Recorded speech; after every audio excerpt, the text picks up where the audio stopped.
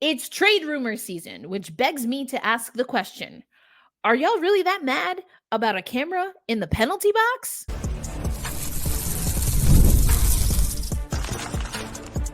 You are Locked On Kraken, your daily podcast on the Seattle Kraken, part of the Locked On Podcast Network, your team every day. Hey, what do you say, Seattle hockey fans? Welcome to another episode of Locked On Kraken, part of the Locked On Podcast Network. We bring you your favorite team every single day. If we're meeting for the first time, hello. My name is Erica L. Ayala. I am your host of Locked On Kraken. I am also a writer for CBS Sports, where I write about women's basketball, hockey, and I appear as an analyst on CBS Sports HQ. Before we get into the business, because there's a trade rumor that I quickly learned a decent amount of Kraken fans are not into. We're going to get into that. But first, I want to let you know that today's episode of Locked On Kraken is brought to you by Ultimate Hockey GM. Ever dreamed of becoming an NHL GM and managing your own hockey franchise? Well, now you can with Ultimate Hockey GM. It's completely free, and Locked On listeners get a 100% free boost to their franchise when using the promo Locked On NHL. And you can do that in the game store. To download the game, just visit hockeygm.app or look for it in your app store. Ultimate Hockey GM, start your dynasty today. The Seattle Kraken Dynasty.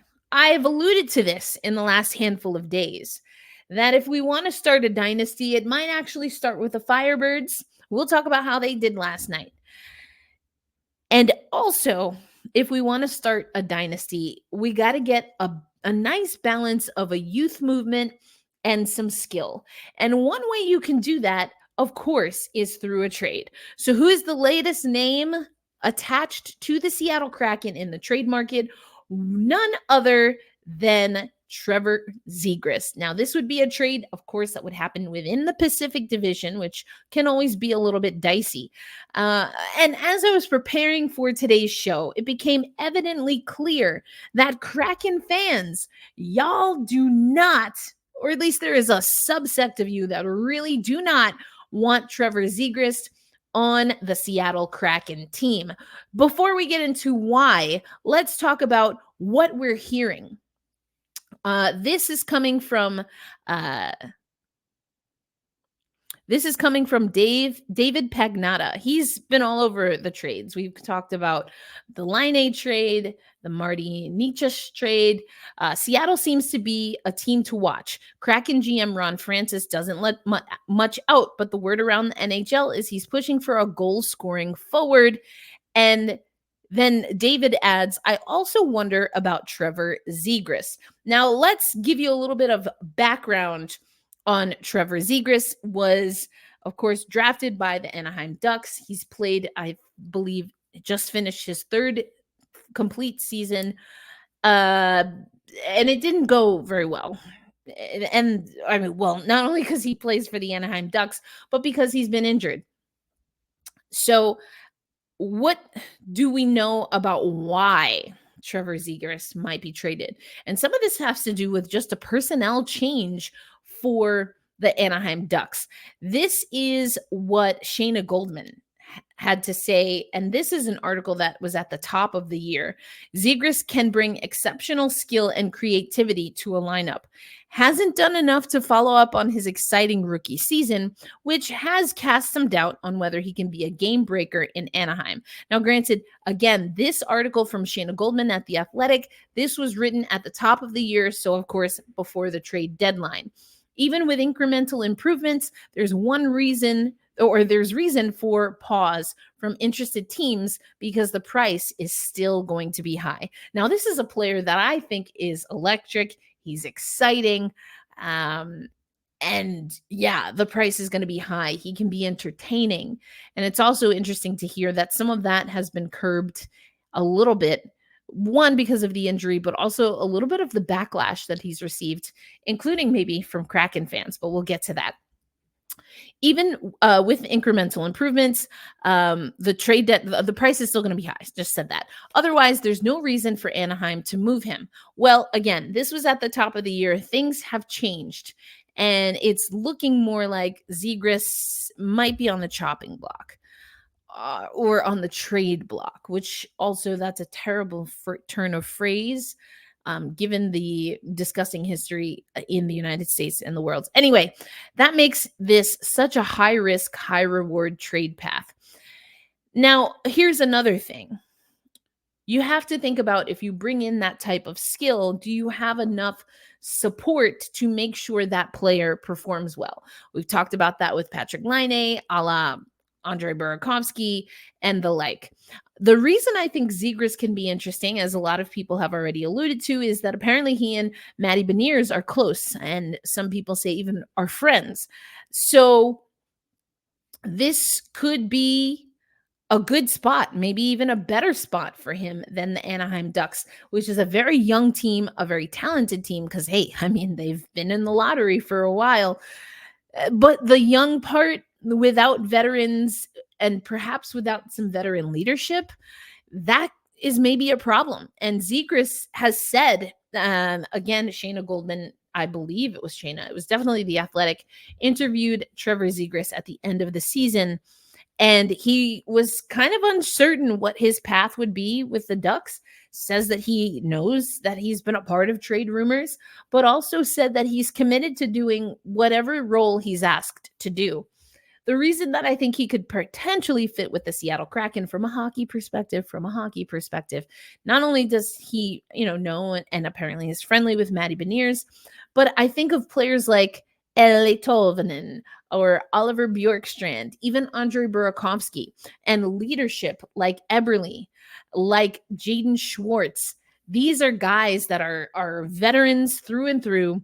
They know how to win, and they can play that supporting cast, especially from a leadership perspective, for some of these younger guys who don't have cup experience. Another reason I like it, now, some people will tell you Zegras, maybe he's more of a winger, maybe he's a center. Well, we need a replacement for Alexander Wenberg. A reminder that we talked about the Sound of Hockey to-do list. On that to-do list, if you look at the top two lines that our good friend Darren Brown has projected, he has Jared McCann, Matty Beniers, and this is a direct quote, new 20-goal winger. And then his next line, second unit, Jordan Eberle, new 20-goal scoring center, and Andre Burakovsky. Now, what does that mean? Also worth noting that Shane Wright is a centerman on this hypothetical list. It would have Brandon Tanev as the odd forward out. So when we look at his productivity, his rookie season was 2021. 13 points overall. 21-22, he had 61 points, 23 goals, 38 assists. 22-23, he had 23 goals, 42 assists for 65 points. Played 75 games and 81 games, respectively.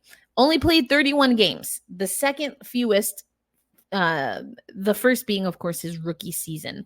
Now, the plus minus, even though he was a 60-plus point scorer in 22-23, minus 21, minus 24. And that comes to some of the demerits, including the one that you're probably thinking of. So even though he had 60-plus points in 2 seasons, and just as a reminder, Alexander Wenberg had 38 and 25 points in his second and third seasons with the Seattle Kraken.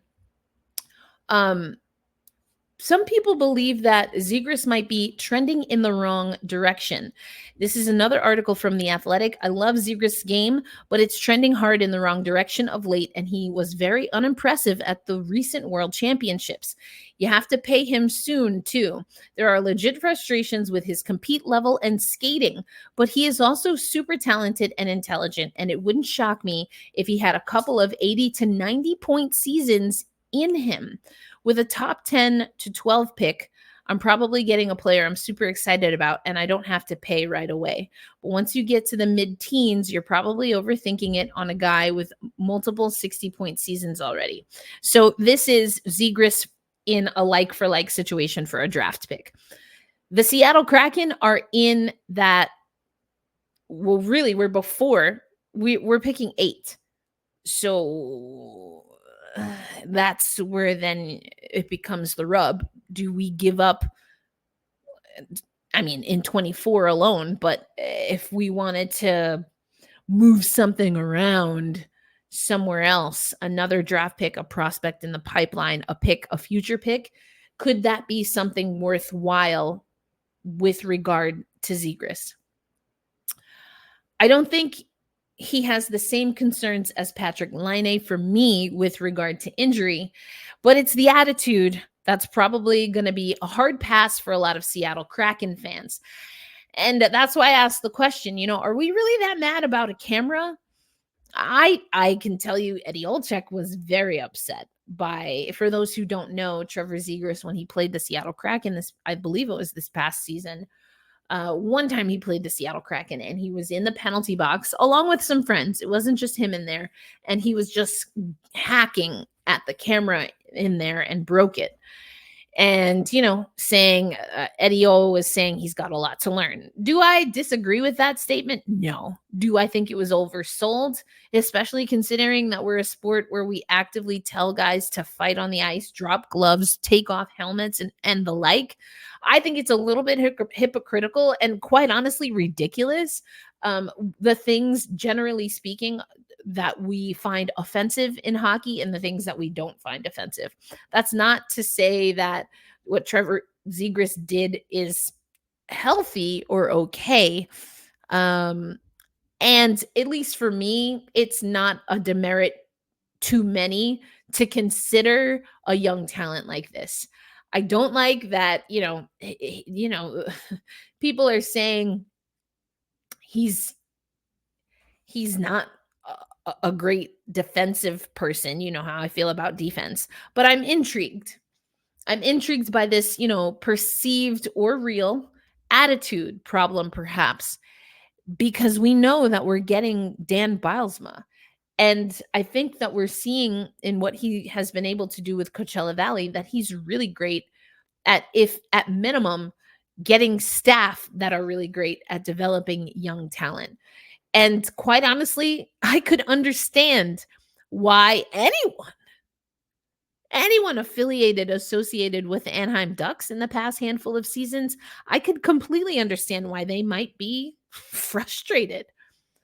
I like Trevor's game. I've been thinking about him coming to the Kraken for a while. For me, the camera thing is not big enough to not do it. The price is what is going to ultimately decide. In addition, I guess for the Kraken, right? If this is even worthy of pursuing. And then there are other things that have to fall into place for him to come to Seattle. But I like what Julian Guadio from the Hockey News is saying. He would be one of the top scoring options on the Kraken's roster and would reunite with Matty Beniers, who he is good friends with. They both had time in the USA system. I think getting some support, getting someone that is a little more relatable to Matty B in his age. I mean, of course, we love Matty and Will and Yanni just kind of embracing them. We love that for him. And he's the youngest guy by a decent amount right now on the Seattle Kraken. And so letting those two grow up together on a team where they'll be given free reign, like Zegras has in the past, which I think maybe in Anaheim was a problem, but under a coaching staff, in theory at least, that can be really good at developing both of them alongside Shane Wright, who we're expecting is going to be in the NHL. I mean, I'd like to see it. I'm not going to lie. I would like to see it. I would definitely like to see it. His defense being a serious red flag per Shayna Goldman, I don't like that. I definitely don't like that, but he has exceptional skill and creativity. I love that. We need more creativity. I think Bjorkstrand is one of the most creative players that we have on our roster, I don't even think it's a question. Matty B can be a little crafty, but he's skill. Burakovsky, skill. Yanni Gord, grinder. I think you have a few jack of all trades, but that again are more on the seasoned side than the new and up and comer side. And of course, I would say Eberle, McCann, and Schultz are in that category. I don't know. What do y'all think? What do y'all think? Is the camera the thing that broke the camel's back, so to speak? Do you think that this could fit for the Seattle Kraken? What are your concerns about what a trade like this would mean with regard to what the Seattle Kraken would have to give up? Because I agree with the analysis here. If you're the Anaheim Ducks, you're hoping to turn the tide soon enough. You've got some new leadership. Are you just going to let Zegras walk? Or do you run the risk of being fleeced? Or how much do you just want this to be over and done? Do they have a plan of what they want to do and what they see the future being? And do they want to move towards that more so than they want to maybe move away from Zegras? I don't know. But I find it intriguing. I'm going to keep an eye on that one. I think there are a few reasons, and probably it's the price or kind of the combo package that's going to ultimately have it arrive DOA or have it be DOA. But I think it's fun to think about. I could see a world. Absolutely. I've thought about this before these most recent trade rumors. I've thought about it before this season. Thought about it a few times last season. I was like, that guy right there on the Seattle Kraken, yeah, I think we win more games with him on the roster. I think he scores at least 60 points if he's on this roster. I really do. So I kind of like it, but let me know in the comments, what do you think? Trevor Zegras to the Seattle Kraken, yay or nay? We'll talk about the Calder Cup finals coming up on today's episode of Locked on Kraken.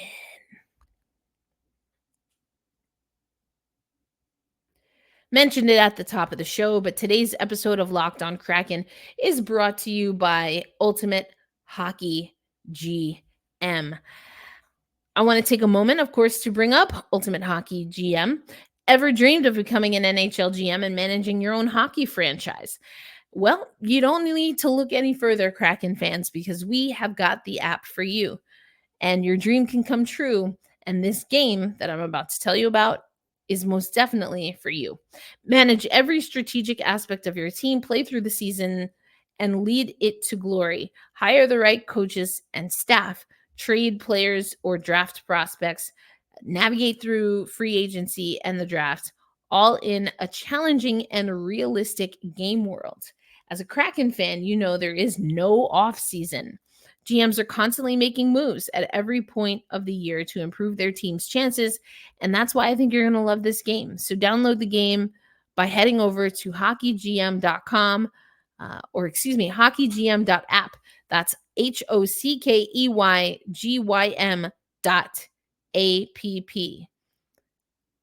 Check it out.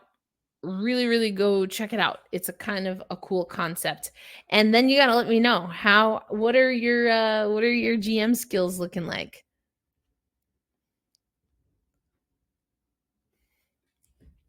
All right, Seattle hockey fans, we talked about trade rumors, but again, we don't really have to worry too much, at least not right now on this podcast, about trade rumors, because we still have the Calder Cup finals going, and our AHL affiliate, the Coachella Valley Firebirds, are taking on the Hershey Bears. They entered Game 4 with a 2-1 lead.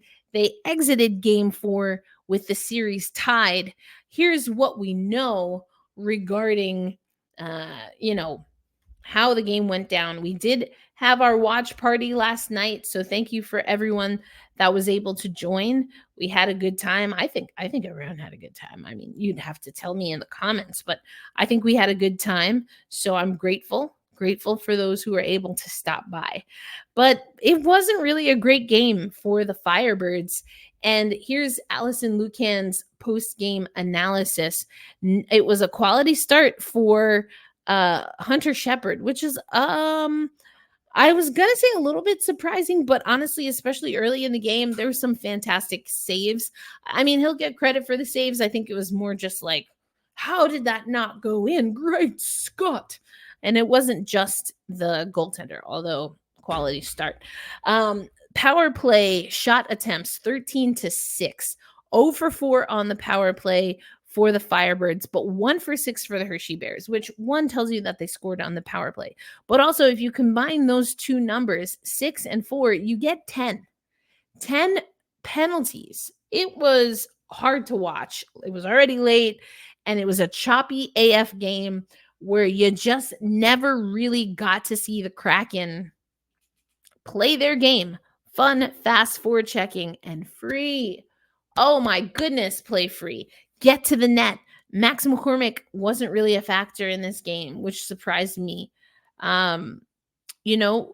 Shots on goal were almost even by the time the game ended, but it was all Hershey. I think it was 11-4. Ultimately, they said 4 shots in the first frame for the Seattle Kraken affiliate, the Coachella Valley Firebirds. Just not a great game. We're going to play the Hershey Bears again on Saturday, and I'm really curious what adjustments the coaching staff is going to make, because it was an uninspired performance. It kind of felt like, I mean, to your point, yeah, well, we've been here, we've done that, so we don't have to focus on it anymore, which is not true. Of course, we know it's not true. But coming up next on Locked on Kraken,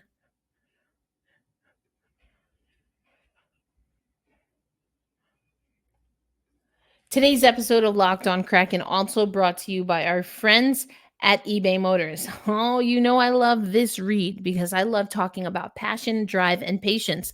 Some of what the Firebirds need for Saturday, Game 5. That's the formula for winning championships. It's also what keeps your ride or die alive. eBay Motors has everything you need to maintain your vehicle and level it up to peak performance. Superchargers, roof racks, exhaust kits, LED lights, and so much more. Whether you're into speed or power, you will find it at eBay Motors. Don't forget style. You could also be into style, and eBay Motors has you covered. With more than 122 million parts for your number one ride or die, you'll always find exactly what you're looking for. And with the eBay Guaranteed Fit, your part is guaranteed to fit your ride every time or your money back. Because with eBay Motors, you're burning rubber, not cash. With all the partners you need and the prices you want, it's easy to make the car the MVP and bring home a huge win. So keep your ride or die alive at ebaymotors.com. Eligible items only. Exclusions apply. eBay Guaranteed Fit only. Available for U.S. customers.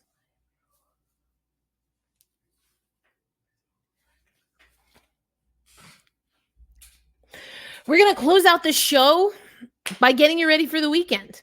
So unfortunately, the Coachella Valley Firebirds were not able to get it done last night. But the good news is that there is more AHL hockey to be played. So Saturday's game is at 6 p.m. Pacific time, and then there's a game Monday at 7 p.m. Eastern Standard Time, so that's 4 p.m. Pacific time, and we'll see if we have to go beyond that. But I said it in the watch party, and I was right, mind you. I called a Riker Evans goal. Riker Evans gave me a goal. We know it's not going to be easy.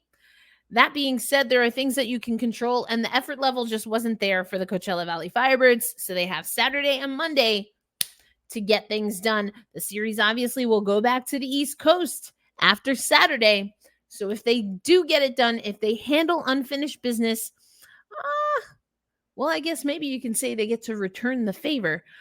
They will have to do it on the road if they're going to do it. Their undefeated streak at home snapped by the Hershey Bears. It was a 3-2 final. An okay game by Chris Driedger. He honestly didn't have to do all that much comparative to Hunter Shepherd, of course. Driedger, 22 saves on 25 shots. 22 of 24 for Hunter Shepherd. I think, yes, lapses, even Chris Drieger, and whether it's fair or not, these young guys, they take the energy that he's putting out, and they absorb that as well. So Drieger, yes, has to be better. But you know what has to be better? The defense. Wow, the blown defensive assignments were brutal. Brutal. Brutal. Brutal. Oh my gosh, it was so brutal. Except for Cale Fleury, who set up Shane Wright's goal. Go take a look at that. A diving back check, puck retrieval, never say die, wanting to get the puck back on the Firebird stick, and it leads to a beautiful goal by Shane Wright. So yeah, more of that, less of the lethargy that we saw. I feel like every time I host a watch party, we lose. So maybe I don't need to do any more of those. I'll just watch on my own. You watch on your own. We don't have to talk about it. I don't know if I'm superstitious, but I guess we'll find out soon, because if I was going to do another watch party, it would be on Monday. So you're just going to have to tune in to find out where I stand on that. A few things about the Stanley Cup final. We have Nick Cousins will return to the lineup for the Florida Panthers. Hasn't been in the lineup since Game 3 of the Eastern Conference Final against the New York Rangers. The betting odds over at our friends at FanDuel, a